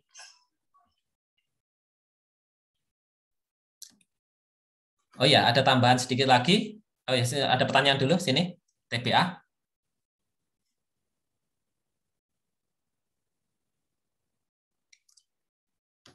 Bisa dipahami? Bisa ya? Kalau bisa ada sedikit lagi tambahan untuk sifat fisiknya, yaitu profil melting dan kristalisasi. Ini hanya pengenalan saja. Tujuannya adalah untuk menentukan pola pelelehan ataupun kristalisasi. Kita sebut pola karena ini sifatnya profil. Berarti kita lihat mulai dari kapan dia mulai meleleh dan kapan dia mulai meleleh, energi yang dibutuhkan untuk melelehan itu berapa, dan sampai ke nanti dia meleleh sempurnanya itu kapan. Karena kan lemak kan punya komposisi asal lemak yang beragam ya tadi ya. Asal lemaknya ada mulai dari misalnya kaprilat, kaprat, laurat, sampai yang asal lemak politak jenuh, EPA, DHA. Itu kan suhu pelelehannya berbeda-beda. Sehingga ketika itu berada dalam satu minyak, maka melelehnya nanti juga tidak bareng. Pada suhu sekian dia sebagian ada yang sudah mulai meleleh. Kemudian pada suhu sekian dia mulai akhirnya meleleh sempurna, begitu ya. Ini dianalisis dengan differential scanning calorimeter atau metodenya ya differential scanning calorimetry atau kita singkat sebagai DSC. Nah, akan muncul seperti ini. Yang kiri ini adalah kristalisasi, yang ini adalah pelelehan. Kalau untuk melihat kristalisasi, maka lemak tersebut kita lelehkan seluruhnya sampai meleleh sempurna, baru kemudian kita dinginkan perlahan-lahan sehingga akan ketahuan pada suhu berapa dia mulai membeku atau mengkristal. Ini saya buat waktu penelitian, ada contohnya misalnya adalah cocoa butter. Yang paling atas ini cocoa butter. Setelah saya lelehkan, kemudian kita turunkan suhunya, maka dia mulai mengkristal itu pada suhu ini, sekitar 20 derajat. 20 derajat ini mulai mengkristal. Dan mengkristal sempurna itu pada suhu sekitar 0 derajat. Mengkristal sempurna. Dan kalau mau melihat pelelehannya, kebalikannya, setelah dibekukan, kita panaskan pelan-pelan. Nah, ini ternyata suhu minus 20 dia sudah mulai meleleh sebagian kecil. Bagian kecil dan puncak pelelehannya nanti sekitar suhu 20 dan akhir dari pelelehannya atau titik offsetnya itu adalah sekitar suhu 35. Suhu 35 derajat itu sudah meleleh sempurna. Itulah kelebihan dari cocoa butter ya, yang meleleh sempurna pada suhu tubuh. Suhu tubuh itu 37. Nah, dia 35 itu sudah meleleh sempurna. 37 juga sudah meleleh, apalagi 37 ya gitu. Nanti beda-beda, tiap jenis cocoa butter dari sumber yang berbeda ada sedikit pergeseran antara 35 sampai 37 derajat itu. Dan terakhir adalah polimorfisme untuk melihat kristal yang terbentuk dari suatu lemak. Lemak yang padat, ya termasuk misalnya cocoa butter tadi, itu kristalnya bentuk apa? Nanti bisa dipelajari lebih lanjut. Kristal pada lemak ini pada teknologi lemak minyak ya. Ini menggunakan X-ray diffraction. Jadi kristal pada lemak itu yang paling populer itu ada 3 jenis. Kristal alfa, beta, dan beta prime. Nah, dan yang dimiliki oleh coklat itu adalah kristal beta. Nah, inilah sehingga beberapa teknologi untuk membuat cocoa butter tiruan itu ya juga dibuat sedemikian rupa supaya kristalnya juga dalam bentuk kristal beta. Nah, kristal beta ini dari hasil difraksi sinar X pada sampel, dia akan menunjukkan puncak pada 2 theta itu sekitar ini 19. Nah, ini adalah kristal beta. Nah, ini atau sudut short spacing-nya itu adalah 4,5 Armstrong. Nah, sehingga nanti kalau membuat produk tiruan cocoa butter itu harus ada puncak pada 4,5 Armstrong ini. Lemak-lemak yang lain itu biasanya bentuknya adalah beta prime, yang nanti munculnya di sini. Ini beta prime. Beta prime itu beta petik. Ini yang menyebabkan apa? Kristal itu lembut kalau beta prime, seperti pada margarin, seperti pada margarin atau mentega. Tapi kalau beta ini kristalnya stabil. Kristalnya stabil sehingga coklat itu kelebihannya adalah pada suhu ruang dia sangat keras, tapi begitu dimasukkan ke mulut langsung meleleh sempurna. Nah, itu akibat dari kristal beta. Ya, baik. Dari sini barangkali ada yang mau ditanyakan? Pak, izin bertanya. Ya, silakan. Tapi mohon maaf Pak, ini tentang metode Gerber sama Babcock Pak. Ya, boleh. Iya kan di metode Gerber kan di prosedurnya ditambahkan isoamil alkohol untuk mengendalikan panasnya Pak. Nah, kenapa di metode Babcock tuh tidak ditambahkan isoamil alkohol juga ya Pak? Karena kan nanti lemak pada sampelnya juga bisa mengalami kerusakan. Ya, baik. Kenapa pada Babcock tidak ditambahkan isoamil alkohol, gitu ya? Ya, jawabannya adalah, nah ini sebenarnya proses penemuan metode, ya, begitu ya. Proses penemuan metode. Babcock ini ditemukan lebih awal. Ditemukan lebih awal bisa dimanfaatkan untuk analisis kadar lemak pada sampel yang bentuknya cair. Gitu. Karena kalau soklet itu lebih awal lagi. Soklet itu lebih awal lagi, tapi ternyata cocoknya untuk padat. Nah, kalau cair gimana? Akhirnya ketemulah ini Babcock dengan mendestruksi komponen-komponen non-lipid, kemudian lipidnya itu keluar dari matriks dan kemudian dipisahkan dengan sentrifugasi.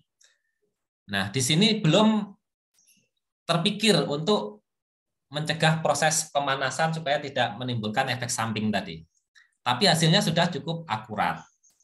Nah, kemudian barulah Gerber itu menyempurnakan gitu.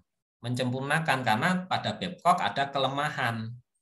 Itu sehingga ditambahkanlah isoamil alkohol pada Gerber ini. Begitu. Jadi ya kalau Babcock ditambahin isoamil alkohol, nanti jadi bukan metode Babcock lagi, tapi nanti jadinya metode Gerber. Begitu ya kurang lebih ya. Nah, gitu. Jadi memang ya itu perkembangan ilmu seperti itu. Gitu. Tapi bukan berarti Babcock tidak bisa dipakai, bukan berarti demikian. Tetap bisa dipakai meskipun ada sedikit kelemahan. Gitu. Iya Pak, makasih banyak Pak.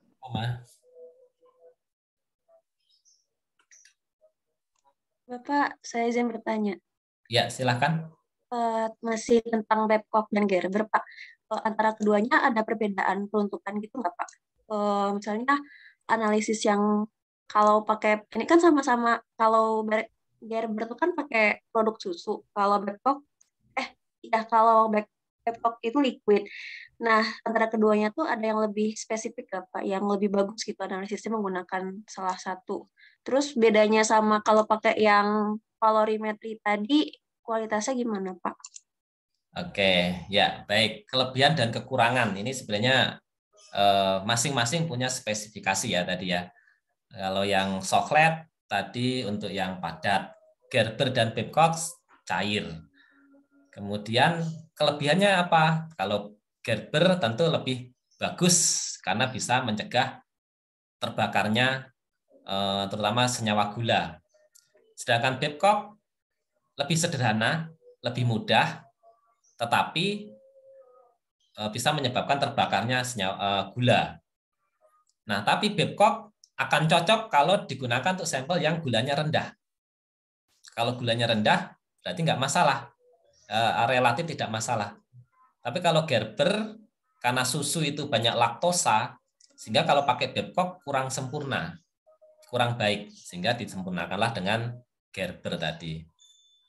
Kemudian ada metode yang lain-lain tadi seperti kolorimetri, densitometri dan sebagainya tadi. Itu bagusnya di mana? Itu bagusnya adalah nanti tergantung dari jenis sampel dan kebutuhannya.